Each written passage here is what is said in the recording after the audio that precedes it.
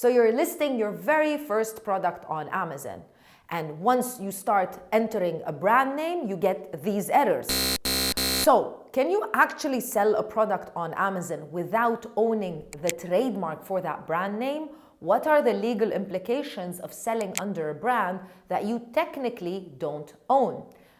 I'm going to be talking about all of those things in this video, but I'm also going to be talking about a common problem that most Amazon sellers face, and that's hijackers. How can you remove hijackers efficiently? I'm going to be talking about all of that. Are you ready? Let's get to work.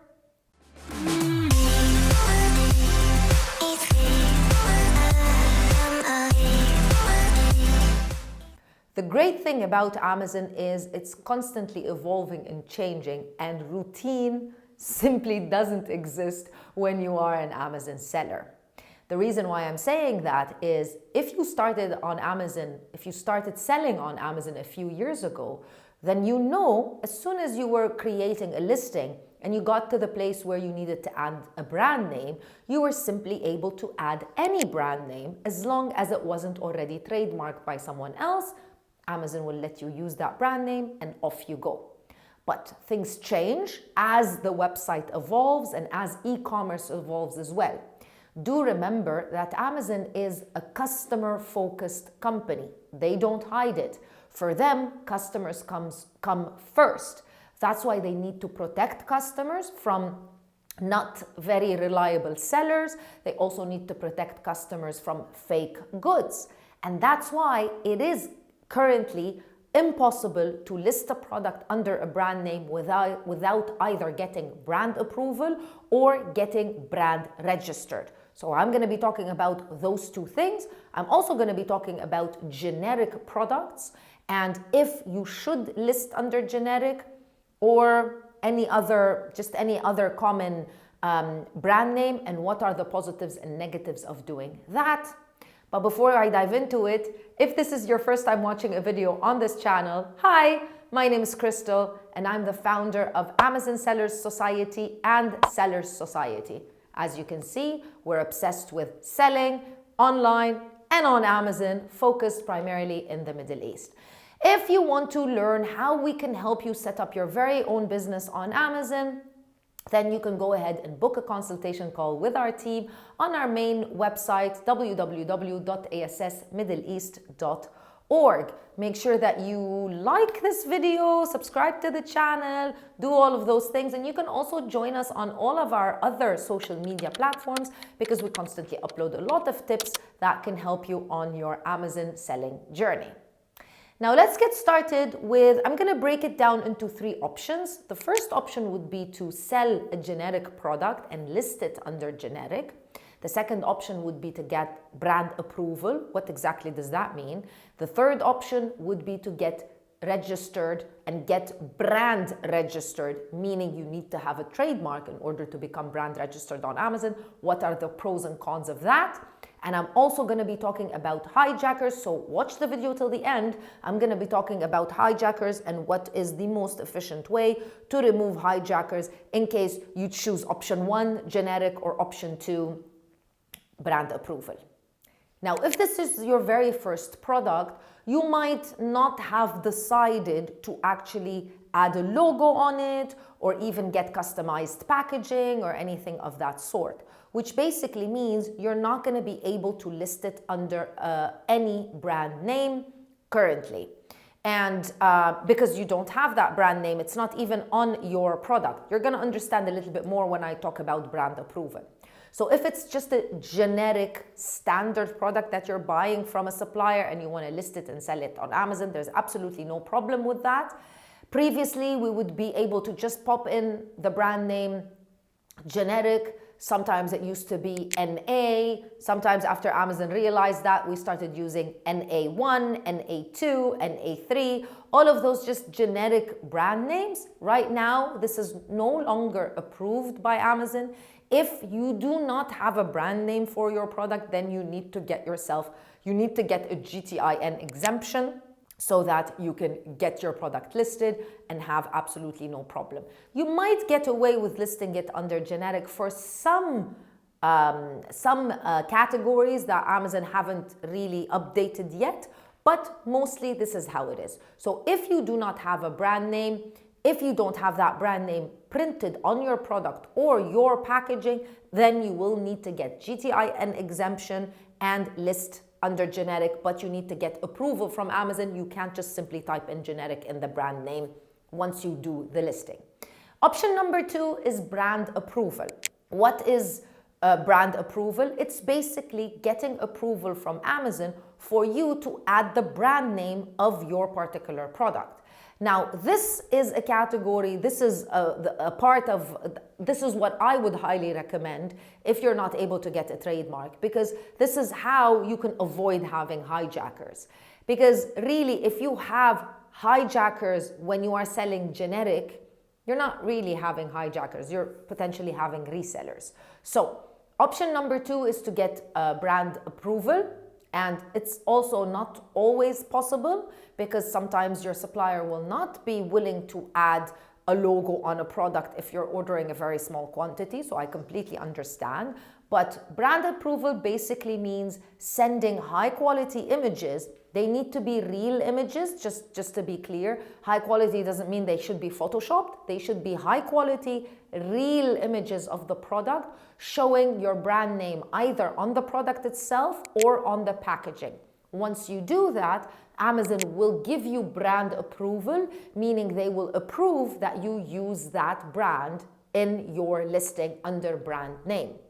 Do you need to have that brand name trademarked? No, you don't. Are you breaking any rules and regulations? You're only breaking rules and regulations if you are using somebody else's brand name. So you need to make sure when you choose a brand name that nobody else is using it and nobody else has it trademarked. Now you might say somebody else is using it, but they're not trademarked. Well, they might get trademarked very quickly, or they might be in the process of getting trademarked. So you want to ensure that the brand name that you choose is something that nobody else is using in your category or even on Amazon, so that you avoid any potential issues. And yes, you can use it without having it trademarked. However, you are not protected. Definitely in the beginning, when you're a new seller and people don't really know your brand, this is not going to be a major problem. But later on, when you become successful and your product and brand name becomes recognized, you do want to trademark it just to protect it and avoid someone else using it.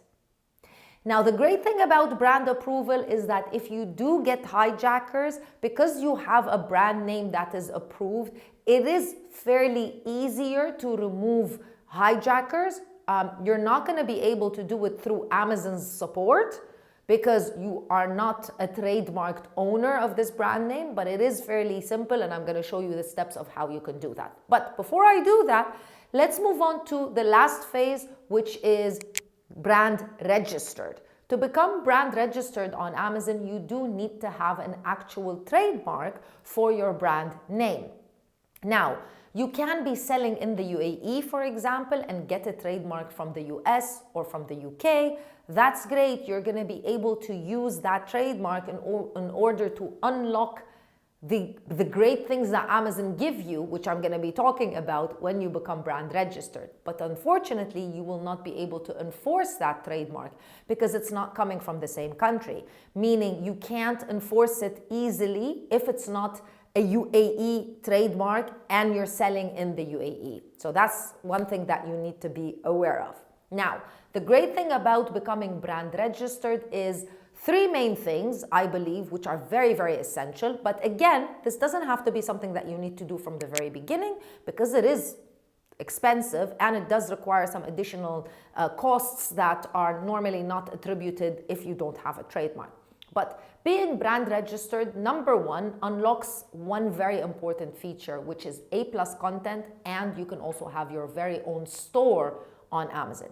A+ content means you can add video, you can also add additional images in your listing, and you can have your very own store on Amazon which features, even if you only have one product, it can feature one product or all of your products. All of those things are very important. You're not going to feel that they're going to triple your sales overnight. No, they're not. But they're going to showcase the fact that this is a real product for your customers. So it's going to change the perception and the value of the products once you have all of those features.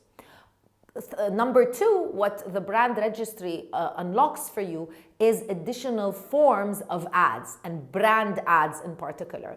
So you can have those banner ads at the top of your category, which are very attractive. You can also have my favorite type of ad, which is the video ad, which converts fairly incredibly well. It is a little bit expensive, but it is really different, and you can only have that if you are brand registered on Amazon. And the third thing, which is also extremely beneficial, you will have access to brand analytics, meaning you will know exactly the analysis of what is happening on Amazon directly from Amazon without having any third-party tool involved with giving you all of that data and information. And again, this is the easiest way for you to be able to remove hijackers. If you have a trademark, you could directly through your brand registration, through your brand dashboard, you can easily just basically tell Amazon that this person is selling on my listing, and you can just immediately remove them quite easily. Now, if you're getting started and this is your very first product on Amazon, or even your second, and you're just starting to get those sales in, I would suggest that you start off with selling listings or products that are brand approved, and then later on move on to trademarking. Again, it is a very important thing to get brand registered and get a trademark. However, you're not going to see the benefit immediately when it comes to sales, so you need to make sure that the expense is worth it for you in the long run. What about hijackers? So I said in the beginning that I'm going to be talking about how you can effectively remove hijackers if you are not brand registered. So the first thing to do if you find that there's a hijacker selling on your product is to contact them with a cease and desist, either letter or just like text, explaining to them that, you know, they're selling something potentially different. You have a logo, you have this, you have that, you have something a little bit different on your product, and that they should stop selling that product. Number two is you can, if that doesn't work, number two, you can just simply order the product from that hijacker. Hopefully it will be different from your very own product, and then you can take pictures and send those off to report infringement to Amazon, so that they will see that the product that is listed is different than the product that the seller is selling, and they will effectively remove that hijacker. And number three, which is not really a third option, it is something that you need to be doing. If you have a brand name on your product, make sure either on the product itself, if you have your logo printed on it, or on the packaging, make sure that they are very visible in the images that you upload on your listing. So having that very visible makes it much better, because then resellers will understand that, you know, there is a logo printed on the product as well as on the packaging, so that they understand they're doing something wrong. I wouldn't recommend that you add a watermark or a logo at the bottom of your images or anything like that. First of all, it doesn't visually look very appealing. Number two, Amazon don't really like it. And number three, it doesn't really make any difference to the seller or to the hijacker if you have a logo on your image and not on your actual product. And that's it for this video. Now you know the difference: generic, brand approval, and registered brand on Amazon. Now you can make the right decision and avoid those nasty error 5665 messages or any other error that pops up that is related to the brand name. Thank you so much for watching. I'll see you in another video with more information. Bye.